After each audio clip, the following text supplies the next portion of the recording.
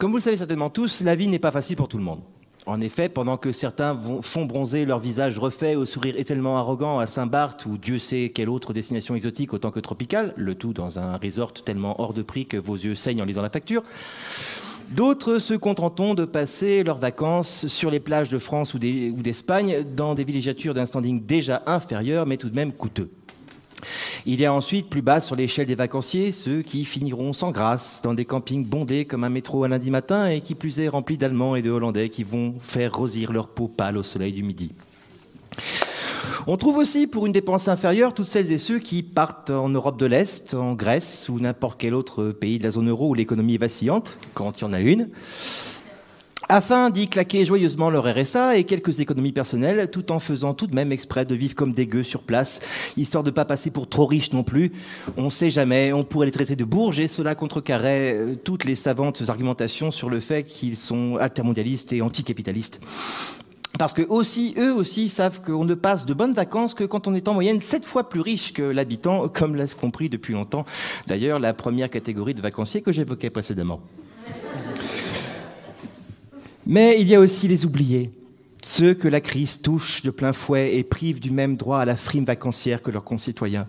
Ceux qui, parce que l'idée de rester chez eux tout l'été avec leur chiard sur les bras leur est un calvaire, sont prêts à aller n'importe où pour pouvoir rejoindre les longs cortèges des Haussiens juilletistes afin de pouvoir, comme eux, cramer de l'essence et cuire dans leurs bagnoles sur les autoroutes et nationales de France, parce qu'ils ont absolument besoin de partir en vacances chaque année, sinon on est à moins que rien, ma bonne dame.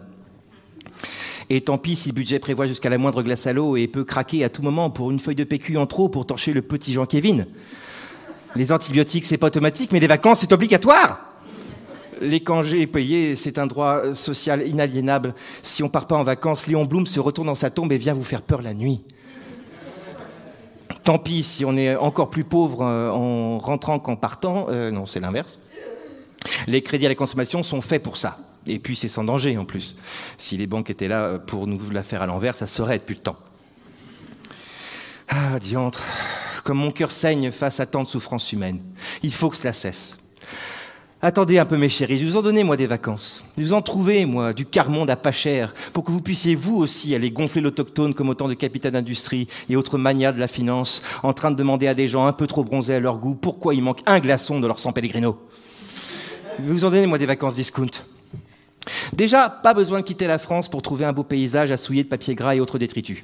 Le tourisme français néglige tant d'endroits quasi inviolés depuis des générations que vous n'avez que l'embarras du choix. Et puis si la France, on l'aime ou on la quitte, comme le disait si bien le regrettable Nicolas Sarkozy, qui par parenthèse d'ailleurs donne plutôt aujourd'hui dans le « si la France m'aime, elle m'acquitte ».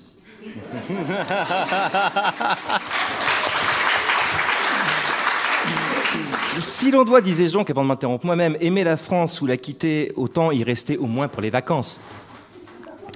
Mais où aller, fanfan, me demanderez-vous, le cœur serré d'angoisse. Je réponds, n'est-ce pas? Oh, tu lis dans l'avenir des gens, tu es merveilleux. Je vous répondrai donc le plus simplement du monde, en Auvergne. J'en vois déjà faire l'amour et c'est pas beau de bouder, alors faites-moi plaisir de changer de tronche, s'il vous plaît. Déjà, je ne vous parle pas de passer vos vacances à Clermont-Ferrand. Même les Clermont-Ferrandais ne veulent pas les passer là-bas de toute façon. Et puis la sympathique capitale du Puy-de-Dôme est sûrement déjà trop chère pour vos sous si vous voulez des vacances discount. Je ne vous parle pas non plus d'aller passer vos vacances à Aurillac, parce qu'après tout, je ne suis pas aussi cruel qu'on veut bien le dire. Non, je vous propose d'aller passer vos vacances entre les deux, dans un désert culturel vert encore quasi sauvage. J'ai nommé les plateaux de l'Artense. C'est où ça, me demanderez-vous? Vous voyez? Déjà, la destination vous paraît exotique, puisque vous ne savez même pas où c'est. Sur un plan cosmique, s'il y a un point central dans l'univers, dites-vous qu'une fois là-bas, vous en êtes le plus éloigné. Et d'un point de vue géographie physique française, cela se situe en plein massif central, ce qui est déjà moins surfait que d'aller dans les Pyrénées, à cheval sur le Puy-de-Dôme et le Nord Cantal, et à un jet de pierre de la Corrèze de l'Est. Oui, déjà, on nage presque en plein rêve, quoi. Mais que faire là-bas, me direz-vous, alors que j'en ai déjà marre de vos questions? Ta gueule. À moi donc de vous répondre, rien mon con, les vacances c'est fait pour ça. Et quel meilleur endroit pour cela qu'un endroit où il n'y a absolument rien à faire. Déjà parce que le tourisme là-bas se résume à faire de la randonnée et du parapente, ce que vous ne ferez certainement pas parce que vous n'allez tout de même pas faire des trucs fatigants pendant vos vacances. Ce serait un coup à revenir plus fatigué. On le refait. Ce serait un coup à revenir plus fatigué qu'en partant. Mais il vous reste tout de même quelques menus d'activités. Par exemple, le château de Murol et sa pimpante troupe de geeks médiévaux qui se font chier la moitié de l'année en armure et vêtements d'époque en se tapant sur la gueule avec des épées pour vous divertir. Nous vous rappelons d'ailleurs qu'il était en revanche interdit de nourrir les ménestrels, la chips et le sandwich au débo, rompant la mise en scène.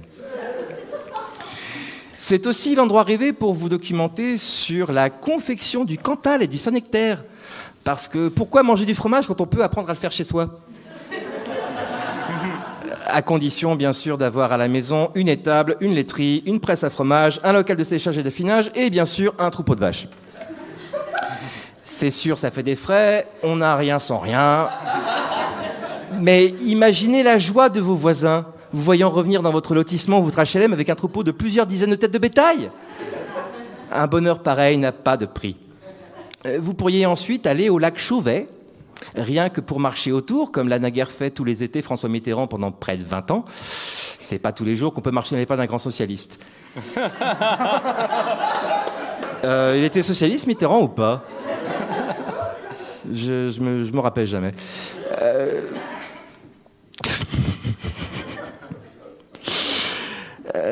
J'ai perdu ma ligne, c'est atroce.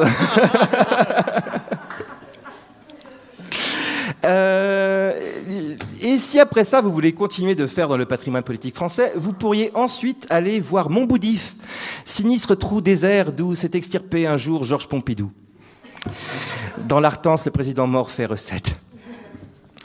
Une fois rassasié de fromage et les pieds en compote d'avoir marché sur les pas des grands hommes, vous pourriez par exemple aller visiter les grottes de Jonas, ancien habitat troglodyte qui servait naguère de village fortifié depuis au moins l'époque celte. Preuve que l'Auvergnat n'est pas commode avec l'étranger depuis fort longtemps. Bref, les possibilités sont quasi infinies dans un genre limité.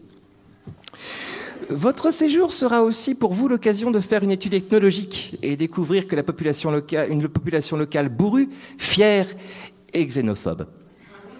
En même temps, ne le prenez pas pour vous particulièrement, ils se détestent entre eux depuis des générations pour des histoires de terrain, de bétail ou d'héritage, et encore quand ils se rappellent pourquoi ils ne veulent pas se saquer. Et puis pour eux, un étranger, c'est parfois juste un mec qui habite Clermont ou même à un bled à 15 bornes de là. Il faut les comprendre aussi, ils vivent en vase clos dans leur Artense natale depuis toujours, et depuis toujours, les plus dégourdis décident de se barrer plutôt que d'avoir à se remarier entre cousins. Alors l'étranger, ça fait peur. C'est comme la DSL et la couverture réseau, ça vient de trop loin pour qu'on y fasse confiance. Non, je déconne, ils ont atteint depuis 4 ans. Bref, l'Artense sera pour vous l'occasion d'avoir l'impression d'avoir visité l'Alabama ou d'avoir vécu dans un roman de Lovecraft. Et tout ça sans avoir à quitter votre pays, ce serait con de s'en priver. Vous pourrez ainsi rentrer chez vous les yeux pleins de rêves, en sentant un peu le fumier, et pourrez infliger à vos voisins et amis un diaporama de 8 heures, retraçant votre morne périple, ce qui les découragera pour toujours de vous poser des questions sur vos vacances, et par là même vous dispensera d'en reprendre à l'avenir. Alors, on dit merci qui ? Ben de rien.